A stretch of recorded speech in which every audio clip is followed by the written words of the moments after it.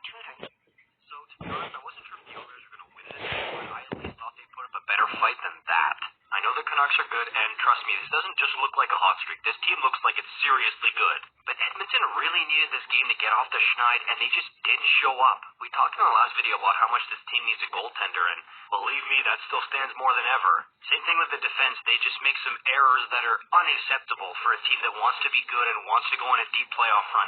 You can't have D-men making these types of errors consistently. And then the team just kind of goes through these lulls where they just don't really put in any effort.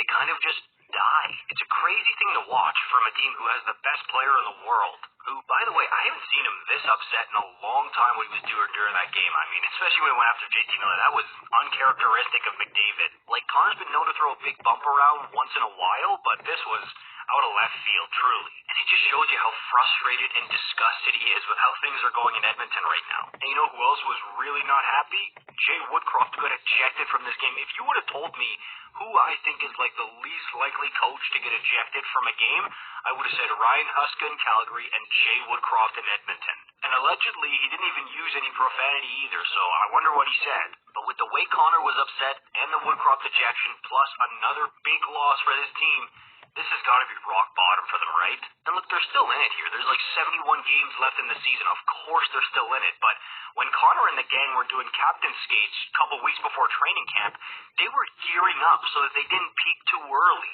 so that they were ready for the playoffs. They might be in a battle tooth and nail just to get into the playoffs. And I know everyone's saying, oh, their next game's against San Jose. Look, that San Jose team is awful, unlike almost anything I've ever seen, except for like my own beer league teams. But it's still the NHL, which I think most of the time has some of the best parity in all of professional sports. And this Oilers team has not responded well to wake-up calls so far this season. I mean, the Heritage Classic was a decisive win for them. Then they came out and fell flat on their face the next couple games after that. And even when they've gotten a slap across the face as far as embarrassing losses, they've come and followed that up with another embarrassing loss. To be honest, I'm making a lot of these videos talking about like what's going on with the Oilers here. I can't believe it, so I want to give it a bit of a break here. I wasn't going to make this one, but too much crazy stuff happened in this game, man, especially the McDavid stuff and the Woodcroft ejection. Plus, I can't believe the Oilers lost like that. They needed this game. They need to at least come out with a good performance in this game, and they come out with that. Just okay,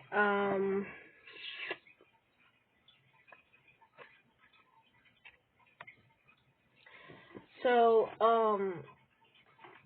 the Oilers, they haven't gotten good.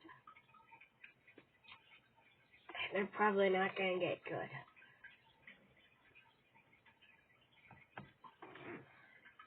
The thing that I think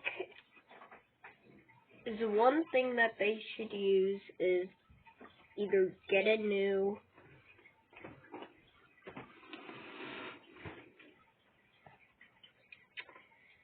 they're not going to get good. I either think that they should get a new GM, which could happen, or get a new coach, because, well, the coach could help out on these things, but I think GM would be a placement that, who controls the GMs? Gary Bettman? Is that the person? Once the team falls,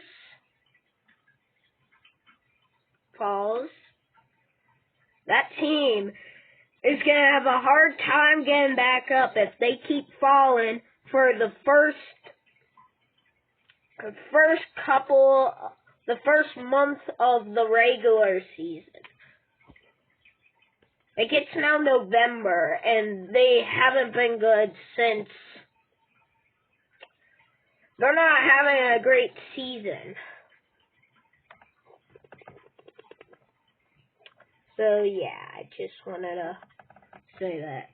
Absolutely wild stuff going down in Edmonton here, and how do they fix it? I mean, you guys have already given your answers on that, because I've made a few videos on this already, but what's going to happen, you think? That's what I want to know now. What is going to happen as a result of this? Because this is spinning out of control, more than just a little losing streak here. It's getting intense.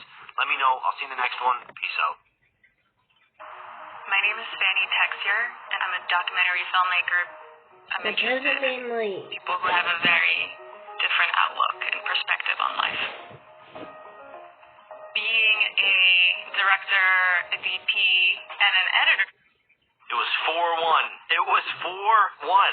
No, I'm just joking, but the Toronto Maple Leafs were down 4-1 tonight, and they brought it back. Now, it's a little less exciting, of course, when it's, 10 games or whatever into the NHL season, but tonight's Leafs game is really worth talking about because in the first period, they frankly looked pathetic. Now, to be fair, the game started off pretty well, actually. Matthew Nyes, up playing with the big boys, got a goal. Then Nylander had an amazing opportunity to make it 2-0 just right afterwards, but some frankly terrible passive defense in the subsequent sequence led to Hedman being all alone and getting a shot through Samsonov. Honestly, the second goal was pretty similar. Tampa enters the zone. Klingberg kind of just lets it happen, like he needs to step up there. The puck finds Kucherov, who gets a quick shot in 2-1. Kucherov would also score to make it 3-1 on the power play. I mean, that's tough. It's hard to cover Stamkos and Kucherov. They've got big shots that are spread across the ice. I guess you probably wanted Giordano a bit more mobile there. Tampa would score another power play goal before the end of the first, and the Leafs honestly just looked awful on this one. Like, Tampa was moving the puck at will. I don't know if the Leafs had no energy or were just completely flat-footed and unable to adapt. Honestly, part of the thing with Tampa is they've got so many players with such deadly shot.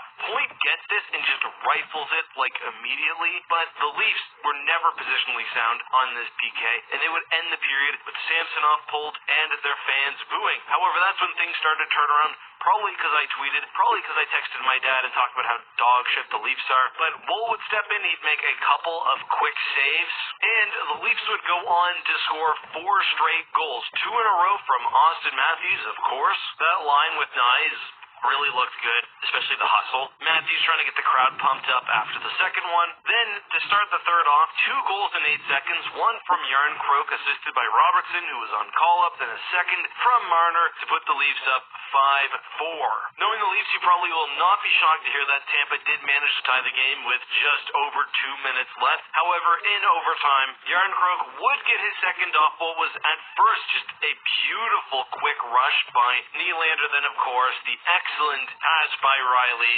tip in by Yarn Croak, and that was game. And the Leafs won, and of course they won it with my friend, the tanned goatee man, in attendance. But if you watched the game, let me know what you thought. Let me know what you think about the Leafs generally. They're so wishy-washy. Maybe that's not the right word. I mean, obviously streaky based on how this game went. One thing that I was actually pleased to see was that the Leafs were standing up for each other. There were a couple instances where the full lines on ice responded when they needed to, rather than hoping that Reeves will take care of things. I think that's what the Leafs really need, team toughness, not just a couple of individuals who can throw hands. But that's all for today. Now, of course, we are expanding the Ek Empire. If you want to watch a basketball video, we've got one up on Wembanyama's game tonight. He got blocked. I've also got another one that should be uploaded before this evening. And if you want to check out some NFL content, you know what? It's rant time. You want statistics? You want me to read off the goals?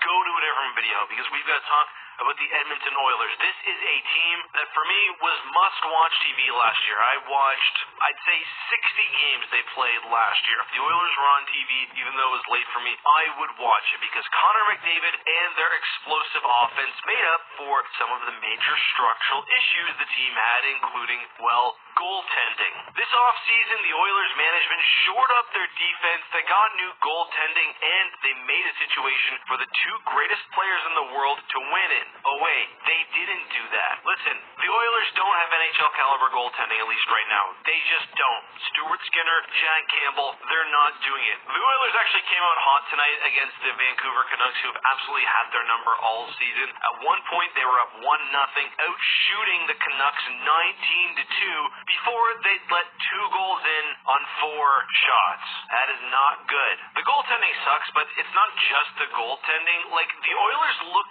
clueless. Vancouver will be executing the most basic breakout plays, and the Oilers just don't have a response. They're also playing undisciplined. They're taking stupid penalties. I mean, I'm glad at the end of the game they had some life, like something needs to happen. Woodcroft got kicked out, but their effort is just pathetic. If you somehow missed the game score, they would lose 6-2 to the Canucks, and the Canucks did not hold back. They were playing their PP1 up 5-2 with like 2 minutes left. And you know what, Connor? Cry about it. Feel free. Cry about it like you did after the first game when they absolutely dogged you 8-1. This might as well have been 8-1 because Vancouver was playing shinny by the end of the game. McDavid must be hurt, like something must have happened in the offseason or he's playing through an injury because he just does not look like himself. The team's just given up. Like, I don't even understand because it's not really a significantly different team when compared to last year. And everyone was like, oh, they beat the Canucks at the outdoor game. That's going to turn the season around.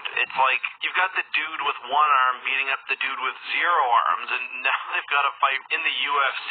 Like, it's just so bad, and I don't know. I'm shocked. And I pointed this out, I think, about a week or two ago. The San Jose Sharks play the Edmonton Oilers for their not next game, but the game after that. If San Jose gets their first win of the season against Edmonton, I think the internet, at least the hockey side of it, will just completely explode. Edmonton needs to do something. They've got, as I mentioned, the 2 best players in the world right now. They discussed this on 32 Thoughts. Whatever you need to do to get competent NHL-level goaltending, you do that. You leverage your future because you have prime Connor McDavid, the player of a generation, and you're wasting him. I don't know whether that means John Gibson from Anaheim, whether it means Ullmark from Boston, convince them to go with just 1 stud goalie and a normal backup instead of 2 stud goalies. I don't know, but you've got to do something because your goalies are playing worse than those on San Jose. It's not epic. Also, can you imagine if Edmonton had, as rumored, traded for Karlsson this offseason?